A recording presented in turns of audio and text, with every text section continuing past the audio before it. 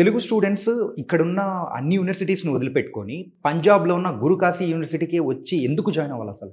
మొదటిగా మనం చూసుకుంటే ఇట్స్ నాక్ A++ యూనివర్సిటీ అని మనం చెప్పుకుంటూ ఉన్నాం. It's UGC category 1 university. So ఇలాంటి యూనివర్సిటీస్ మన రెండు తెలుగు రాష్ట్రాల్లో ఎన్ని ఉన్నాయంటే ఏం చెప్పగలం? ఒక ఐఐటి కేటగిరీ రేంజ్ ఒక యూనివర్సిటీ అంటే విచ్ హ్యాస్ ఎ నాక్ A++ అక్రిడేషన్. అసలు చాలా వరకు మనం చూసుకుంటున్నప్పుడు నాక్ అన్న వాటి గురించి కానీ యూజీసీ గురించి కానీ మనం దృష్టి పెట్టట్లేదు.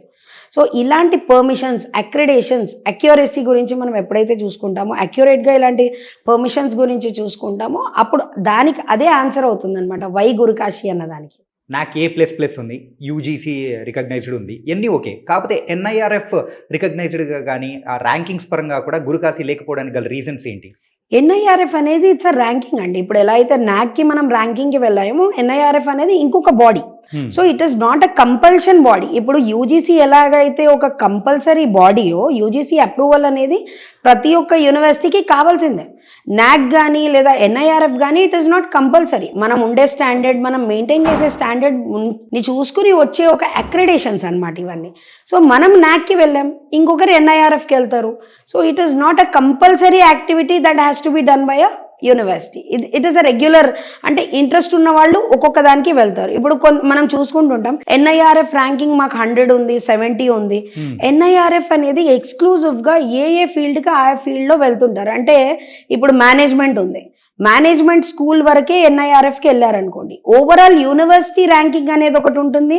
మేనేజ్మెంట్ స్కూల్స్ కొంచెం వరకు తక్కువ ఉన్నాయి. ఇప్పుడు అగ్రికల్చర్ స్కూల్స్కి వెళ్ళామనుకోండి, గురుకాశీ టాప్ 10లో వస్తుంది. గురుకాశీ టాప్ 10లో వస్తే that need not be the complete university NIRF ranking.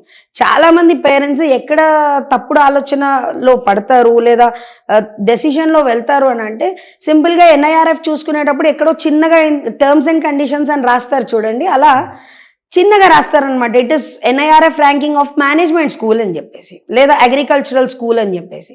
So overall NIRF ranking చూసుకుని డిపెండ్ అయ్యే మట్టుకే అడ్మిషన్ తీసుకోవాలి. ఒక చిన్నదానికి ఉన్న దాని మీద మనం NIRF ఇదా అదా అని డెసిషన్ తీసుకోలేం. NAAC is something like NIRF which గురుకాశీ ప్రిఫర్డ్.